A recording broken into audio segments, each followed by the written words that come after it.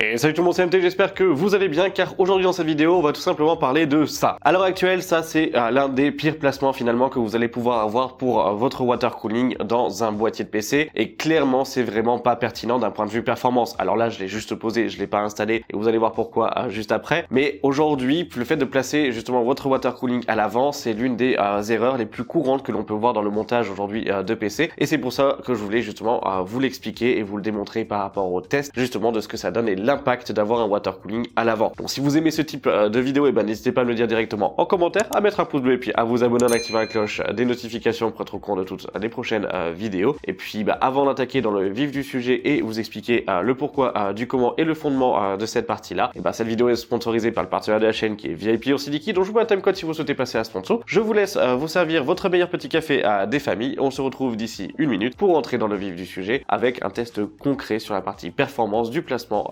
des AIO. C'est parti. Et donc là on se retrouve sur le site de VIP Ursidiki. Nous, ce qui va nous intéresser, ça va être les clés Windows 11 et Windows 10. Windows 11 Pro, vous l'avez pour 27 €. Windows 10, ça dépend tout simplement de votre version. Donc ça, c'est vraiment à sélectionner en fonction de votre système d'exploitation. Vous avez les deux qui sont disponibles. On revient sur Windows 11 Pro parce que c'est celle que j'ai besoin. Elle est à 27 €, mais avec le code MHT18, MHT18, je le précise, vous avez 25% de réduction. Ça vous fait la clé à 20,25 €. Moi, je vais passer par PayPal pour la partie paiement. Vous le voyez, c'est effectué assez rapidement. On va directement se retrouver dans le centre utilisateur, afficher la clé, puis obtenir la clé. Là, vous avez votre clé d'activation. Pour ce faire, après, on va directement dans les paramètres d'activation de Windows. Vous allez faire ajouter une clé pour vous. Moi, je la modifie pour ma version. Après, vous la copiez, coller directement dans l'espace de la fenêtre prévue pour. Et votre Windows est activé pour 20 € grâce à VIP Ursidiki. Et voilà, la sponsor étant passée, on va directement attaquer dans le vif du sujet. Alors, moi je le sais déjà, c'est déjà un résultat que je connais, mais je vais vous le présenter justement à l'heure actuelle. Pourquoi justement le fait de pouvoir positionner un IO en façade n'est pas une bonne solution. Et si aujourd'hui vous me dites, oui mais j'ai été contraint parce que mon boîtier ne le permet pas, ça veut dire qu'à l'heure actuelle, dans le choix de vos boîtiers ou le choix de votre composant, il y a quelque chose qui n'était pas correctement fait. Et à ce moment-là, je vous aiguillerai beaucoup plus sur justement le changement du boîtier pour pouvoir vous permettre d'avoir un IO en top plutôt qu'un IO en façade. Même si c'est un 360 mm à ce moment-là, ça veut dire que votre boîtier n'était pas adapté à votre configuration. Donc je pars déjà de ce principe-là. Après, si vous ne pouvez pas faire différemment, vous pouvez pas, vous faites pas. Mais c'est vrai que malheureusement, il faut quand même considérer aujourd'hui qu'une configuration doit être équilibrée, que ce soit d'un point de vue technique ou que ce soit d'un point de vue au niveau des composants pour l'aspect compatibilité. Et l'emplacement d'un système de refroidissement rentre pour moi à l'heure actuelle en compte dans l'aspect compatibilité. Ce petit point effectué, pourquoi aujourd'hui et dans quel contexte j'ai justement utilisé et j'ai pu tester les différentes positions donc de water cooling. La partie positionnement de water cooling, finalement j'ai testé 3 positions. La première position, c'est celle que vous voyez justement ici, où à ce moment-là on va avoir le radiateur en façade juste derrière le mesh du boîtier, les ventilateurs qui vont être en poule, donc qui vont tirer l'air à travers le mesh du boîtier, à travers le radiateur pour pouvoir expulser l'air dans la zone du boîtier, donc dans la zone composant. La seconde partie du test va être à l'inverse, où là j'ai mis le radiateur mais les ventilateurs devant, qui vont être eux finalement en fait en push, donc qui vont attraper l'air de l'extérieur et pousser l'air à travers le radiateur. Donc on va toujours se retrouver avec la masse d'air fraîche ici, théorique à ce moment-là, dans la partie zone composant. Et la troisième contexte de test, c'est tout simplement en top, la meilleure position pour moi à l'heure actuelle pour des AIO. Et au niveau donc de la position en top, c'est tout simplement donc les ventilateurs en extraction qui vont sortir à l'air. Alors certains vont me dire, oui mais alors attends, est-ce que tu as rajouté des ventilateurs ou pas, comment et quoi? Oui en effet, j'ai rajouté des ventilateurs, c'est-à-dire que les ventilateurs de façade qui sont d'abord présents à ce moment-là, quand je mets le water cooling, seront mis tout simplement en top en extraction pour que toute la zone du top soit à 100% à chaque fois en extraction. Dans le cas où le water cooling lui est en top, on va avoir des ventilateurs à l'avant qui seront eux en aspiration, donc qui vont faire entrer uniquement de l'air frais. Alors j'ai parlé d'air frais, j'ai parlé de zone de composants parce qu'il y a quelque chose qu'il faut quand même prendre en compte aussi, c'est que le water cooling et son principe même, c'est de pouvoir récupérer de l'air frais, de pouvoir l'engendrer finalement dans le radiateur et faire un échange calorifique, un échange thermique finalement entre donc l'air frais et le liquide chaud de votre processeur finalement qui a été chauffé par le processeur pour pouvoir redonner un liquide frais et le refaire basculer sur le processeur et ainsi de suite faire cette boucle là. Donc c'est quand même assez important de pouvoir avoir un minimum d'air frais qui rentre à l'intérieur. Alors au niveau des positionnements, vous allez me dire ok, mais avoir un air frais au niveau du top c'est un peu compliqué parce que finalement j'ai quand même toute la partie chaleur des composants ici qui est émise, donc j'ai pas un air frais, j'ai un air chaud ou tiède qui remonte et qui est extrait. Ça j'en conviens. bien. Mais on verra que dans les résultats, c'est pas nécessairement le cas. Pour la partie façade avant, si on le met en water cooling en façade avant, en effet, on va avoir un air frais direct qui va rentrer dans le water cooling. Donc ça peut paraître étant la meilleure solution. Cependant, et on va le voir juste après, que la différence n'est pas réellement le cas sur en fait la partie processeur, mais surtout que le placement de votre water cooling à l'heure actuelle à l'avant va possiblement être nuisible sur tous les autres composants directement. Donc pour la partie test, comment j'ai effectué le test? Là, c'est uniquement une machine pour pouvoir vous illustrer la partie système et fonctionnement. Pour la partie test, donc j'ai tout simplement placé un water cooling sur un 12900K avec la formula, donc dans un 4000D, afin de pouvoir avoir justement du coup un bon positionnement. Au niveau du water cooling utilisé, c'était donc le Titan de chez Corsair que j'ai utilisé en façade et que j'ai utilisé en top sous les trois formes que je vous ai précisées juste avant. Le test a duré 1 heure sous OCCT en AVX2 à ce moment-là pour pouvoir faire stresser le processeur, et je vais tout simplement vous passer les résultats dès maintenant. C'est parti. Et donc là, comme vous pouvez le voir, vous avez donc les résultats des 3 positionnements testés, donc en façade en push, en façade en pull et en IO, donc en top push. Clairement, là c'est quand même en fait assez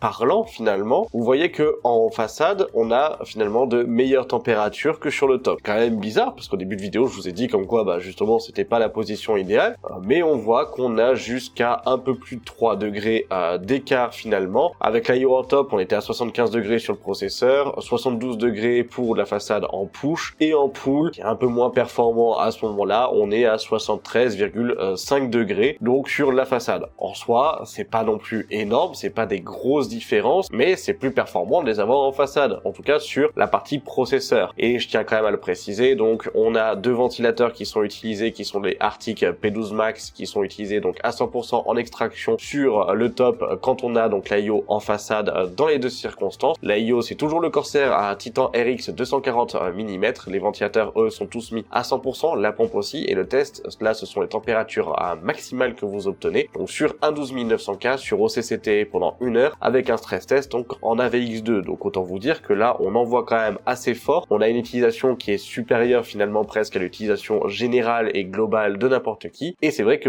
on se rend compte quand même que là il y a que 2-3 degrés de différence, c'est pas énorme, mais finalement la façade est plus performante que le top. Mais pourquoi? Je vais vous expliquer ça, on va voir avec les autres résultats. Et voilà, comme vous avez pu le voir au niveau des résultats, vous vous dites, ok, j'ai 3 degrés et demi de d'écart, en sachant qu'il y a peut-être une variation au niveau de la pièce, et encore, la pièce était restée à peu près climatisée aux alentours des 23,5 degrés, donc il n'y a pas non plus en fait énormément de variation, et finalement, 3,5 degrés d'écart, c'est peanuts. Franchement, c'est pas grand chose. Alors pourquoi je m'exclame finalement, et pourquoi je dis comme quoi, finalement, c'est pas le meilleur positionnement, vous allez le voir juste là, parce que là à l'heure actuelle j'ai pris la température uniquement du processeur, donc la température uniquement du 12900K, et vous allez me dire ok, et le reste, justement c'est là où on va avoir un impact du coup sur la température des RAM, donc ça encore peut entre guillemets passer à côté, sauf que vous avez aussi un impact sur la température des VRM, donc les VRM qui permettent de pouvoir gérer correctement l'alimentation de vos processeurs et permettre du coup d'avoir plus de performance à ce moment-là, un impact sur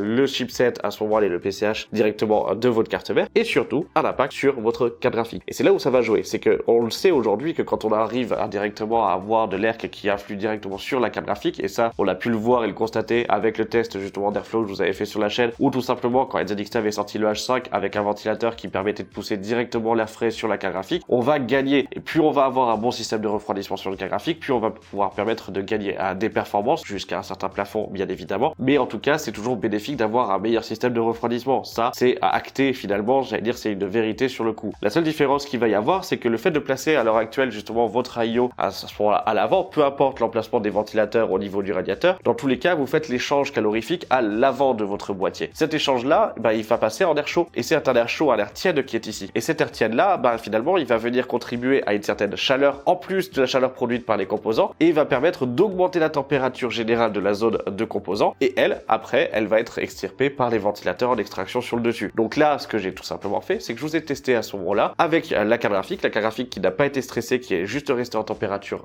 neutre à ce moment-là. Toujours le test d'OCCT pendant 1 heure, et vous allez voir que les températures sont nettement différentes. Bref, j'en ai déjà trop dit, je vous passe les résultats. C'est parti. Et donc là, on passe tout simplement aux résultats de la partie global composant avec l'IO donc en top, l'IO toujours en façade en push et en façade en pull. Et au niveau des composants, donc là relevé au niveau des températures, on est sur les VRM de la Z690 Formula. La carte graphique c'est une RX 6900 XT de chez ASRock, donc c'est la formula en fait aussi, et le processeur, donc toujours le i9 12900K. Le test a été effectué uniquement sur le processeur en lui-même, donc avec un OCCT d'une heure sur de la VX2, et c'est toujours le même water cooling, donc le Corsair RX 240 mm. Clairement, comme là vous pouvez le voir, en top, on va avoir, mis à part sur le processeur, de meilleures performances, que ça soit sur la carte graphique et aussi sur les VRM. Au niveau des VRM, on est à 54 degrés et la carte graphique, on est à 39 degrés. Quand on met le LIO directement en push ou en pull au niveau de la carte graphique, vous le voyez, on est à 46 degrés et 46,8. Autant vous dire que là, on a quand même près de 7 degrés à 8 degrés de différence juste en étant en passif, donc c'est-à-dire uniquement sur le bureau, pas de stress. Donc je laisse imaginer juste en mode stress ce que ça peut donner. Et au niveau des VRM, on a 1 degré, un peu plus d'1 degré à ce moment-là de différence entre le push et le pull. Par contre, on est à 2-3 degrés finalement avec la IO en top. Donc en grosso modo, quand on regarde là,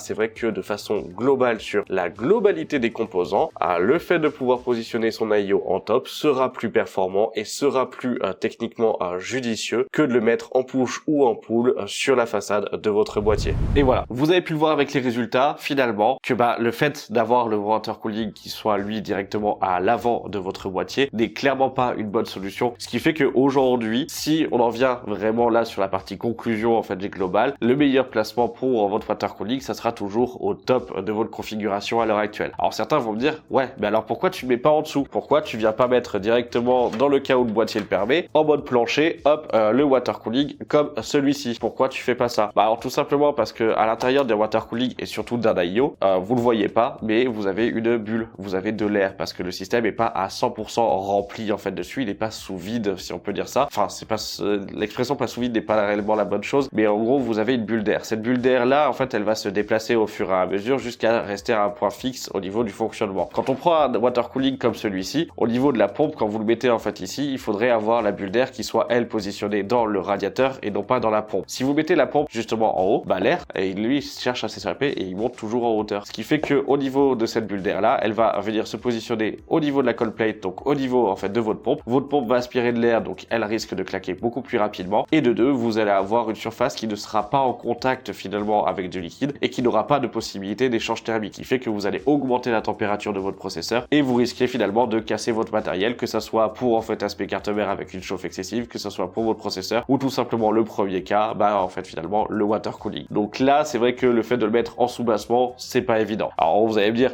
ouais, mais alors tu dis ça, mais on voit bien des lits avec des water cooling custom, etc. en fait dessus, avec un ventilateur, un radiateur en bas, un radiateur en haut. Bon, c'est pas réellement vrai. En réalité, si, et vous le voyez en fait dessus, c'est qu'au niveau du water cooling custom, la seule différence, c'est qu'on peut justement faire le vide. Et lors du remplissage, on fait les choses pour que justement en fait toute l'air arrive au niveau du réservoir. Et vous avez du coup en fait finalement toujours une partie du réservoir qui est elle avec l'air à ce moment-là. Et au niveau de la pompe, elle est en dessous. Tout passe en fait à ce moment-là et vous n'avez pas d'air finalement dans votre système. Donc c'est ce qui fait et c'est ce qui permet de pouvoir en fait avoir une certaine modularité pour la partie custom et que cette règle-là n'est beaucoup plus utilisée pour des IO, donc des systèmes qui sont fermés, qui ne sont pas justement en fait ajustables, plutôt que du coup pour du water cooling custom. Alors après vous allez me dire, ouais, mais alors est-ce que sur un water cooling custom je peux pouvoir placer un radiateur à l'avant? Est-ce que j'aurai le même problème? Le problème est là physique, d'accord? On reste sur un problème physique dessus. Si vous mettez des ventilateurs avec un radiateur à l'avant, vous allez avoir un échange calorifique qui se fera en amont avec de l'air et l'air qui sera propulsé dans la zone composant sera toujours finalement de l'air chaud. Donc en conclusion, de façon globale, que ça soit du coup pour en fait du water cooling custom ou que ça soit pour un IO, le placement de votre système de refroidissement des portées, donc justement avec les tubes etc en fait dessus, sera toujours plus performant soit du coup en fait sur le top, soit sur l'arrière, parce que du coup sur l'arrière l'extraction se fait aussi directement, plutôt qu'en façade avant, parce que justement votre échange sera directement fait en sortie et ça sera que de l'air chaud qui sera sorti et non pas du coup de l'air chaud qui sera entrant dans votre configuration. Voilà.